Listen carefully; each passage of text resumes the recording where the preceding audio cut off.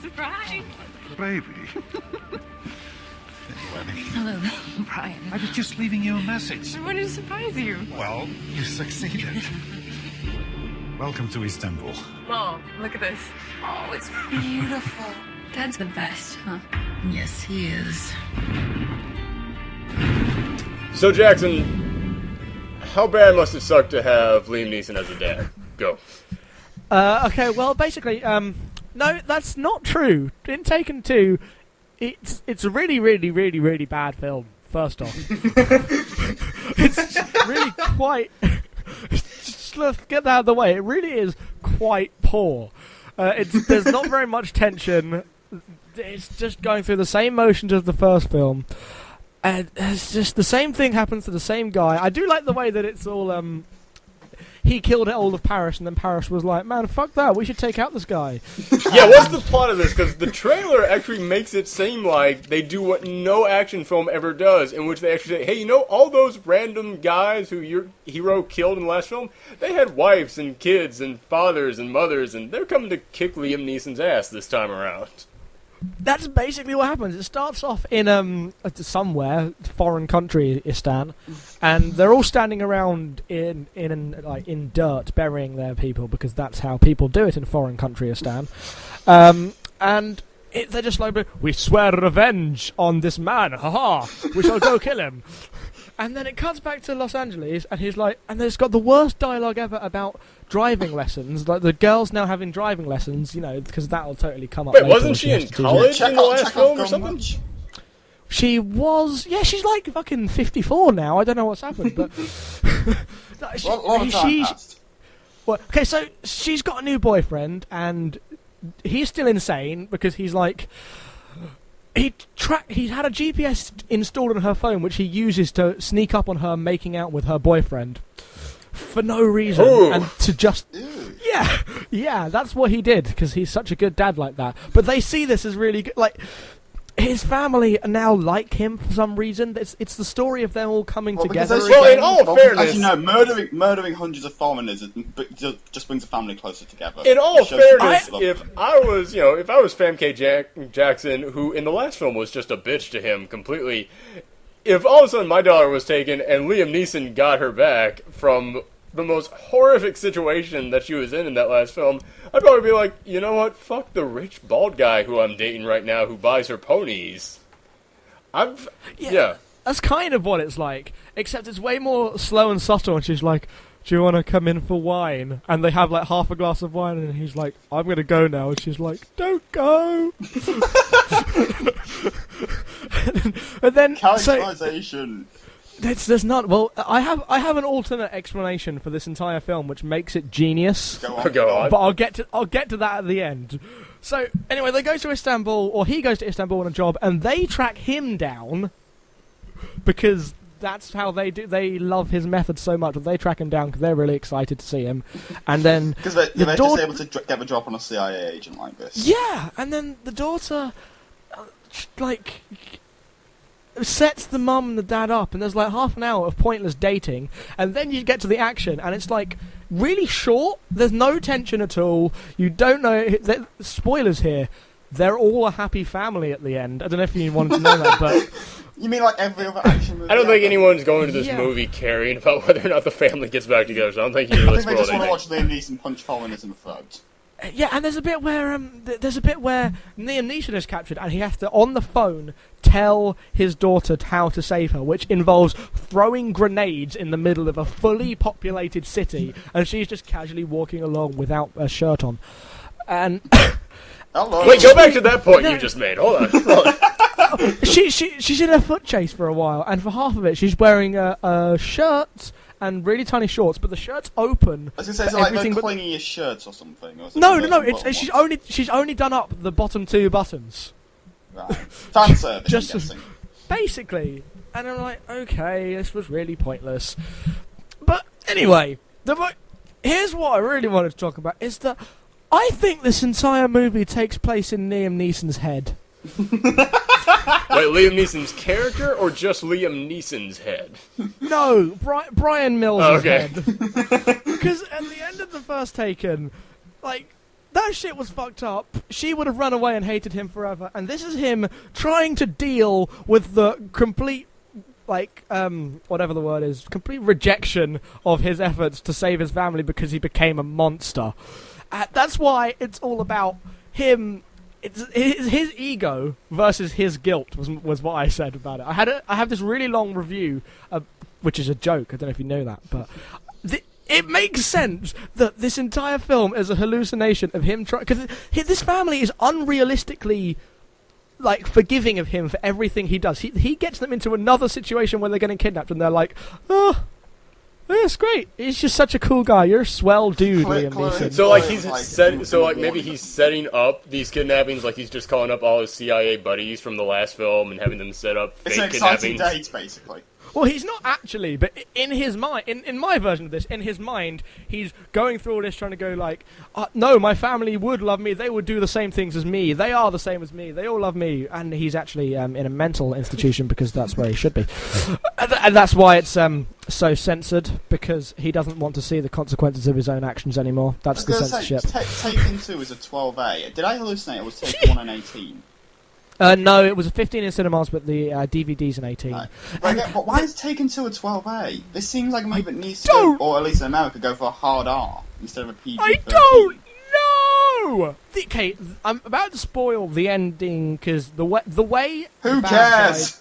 The way the bad guy dies, because clearly there was some violent way the bad guy dies, all you see is him standing next to the bad guy. You see his hand just wave around, and then the bad guy drops dead.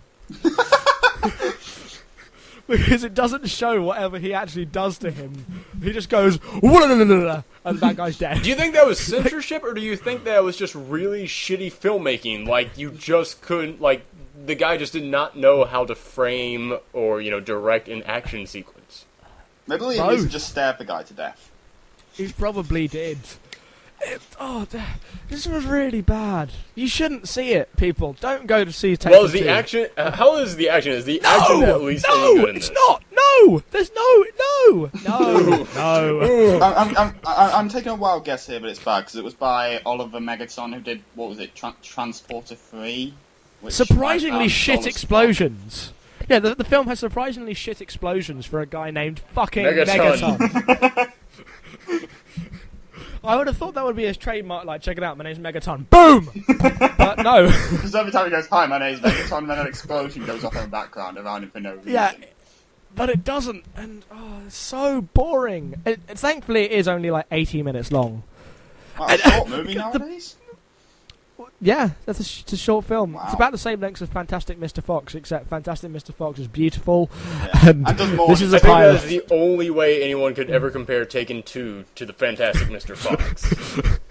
Well, yeah, that will never happen again. Has more exciting action sequences. I could hold on. Let me think of another comparison to Fantastic Mr. Fox here. It's a story about a dad who does the wrong things, who wants to be reaccepted by his children. So actually, they're very comparable films, and the relationship between the wife and Liam Neeson's character is very similar between Taken and Fantastic Mr. Fox, because the whole first film she's like, no, you can't be doing this, and then it's the same as Fantastic Mr. Actually, they're the same film, so just watch Fantastic Mr. Fox. Liam Neeson was just trying to steal chickens. That's what this whole movie was about. Cider, lots of cider. Lots of cider. Yeah, Liam Neeson fights a rat. I would pay to see that. Just throw a bag of rats at Liam Neeson and just watch him and just videotape him going to town. I would probably make about as much money as Taken 2 is going to make. Yeah, I have no idea how much that's gonna make. It's gonna be interesting. I've gone for the Box Office Winners League for the high 20s, but I have a feeling it might be a little bit less than that. But who knows? It's a shame because the plot itself actually is a really good plot for a Taken 2. They just fuck it up. They fuck it up so bad because if the plot really was he killed all these guys and now they want to kill him, that's a good plot. That is a logical sequel to something that shouldn't have a sequel in anywhere in the world. That makes sense. But they fuck it up in something that you don't care about any of the characters. You know they're all going to get away. There's no tension.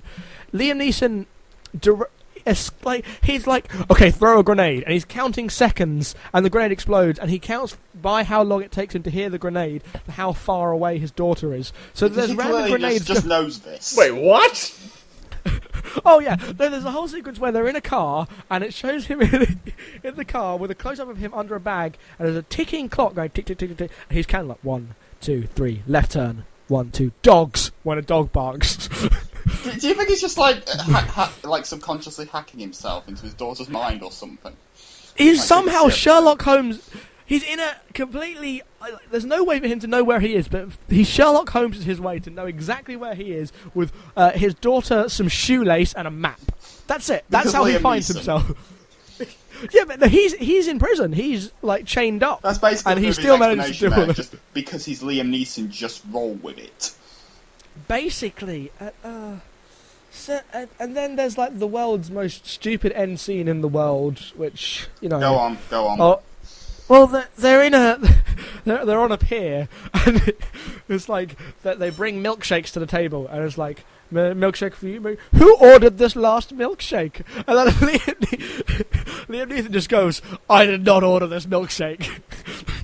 Like, dead serious, like, who ordered the 4th milkshake? Wait, and what, does it just, like, cut off? What happened? Is this the mischief meant to tie him to take him free or something? No, and it turns out it's her boyfriend. She like surprised that he was going to show up when he ordered the milkshake. And he's just like looks at the boyfriend as he walks in, like, I'm watching you. I am watching you. So this is like a prequel. So this is like a prequel to Meet the Parents, almost. Yeah, it's surprisingly Meet the Parents like for half of it for no reason. They've already met because that's what we all needed. Oh. It's very disappointing. I never would have guessed. Well, if you had to give it a rating, what would your rating be? 2, because it's not like the premise is better than it could have been, and also I can ironically enjoy it on this other level that no one intended, which I find hilarious. Damn, so like a 2 out of 5? Man, I was expecting like a 0 from what you were saying, but. Wow. No, because it's like more so just good type movies, like where you could just sit there and rip or something. There are those movies that are so bad they run straight on into a 0 rating that they hit it so hard they bounce back a little bit. Yeah. Yeah, the films I'd give 1 star. It's better than those. It's better than Agent Cody Banks 2 and Spy Kids 4. Please stop reminding me of them. Scooby-Doo and Fantastic Four 2. Shut up. Avatar. Callum sounds like he's getting his feelings hurt almost over there. Yeah. No, I enjoyed it more than Avatar. I'm having like Nam flashbacks to Agent Cody Banks 2 right now, and just... It's better than Transformers 2. It's better than G.I. Joe. It's better than Back to the Future. G.I. Joe 2. I don't know. Almost every movie that you just listed off here were sequels, so I don't know. Then you all missed it, but then I said Back to the Future and hid. Because I really don't know Back to the Future. Well, so... It's better than No Country for Old Men. There we go. Are you just purposely trying to start flame bait now? No, I love the Coen Brothers. That is the worst Coen Brothers film. Anyway. 2 people nominated that for the list. They're going to come and take you away. Yeah. They're wrong. Watch Fargo, you fuck faces. But yeah, no, it's bad. Don't see it. Alright, that's the lesson to take away. This is not a game. What are you going to do? What I do best.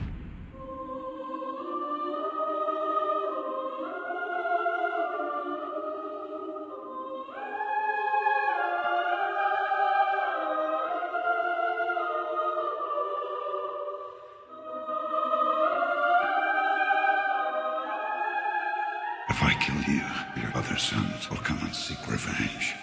They will.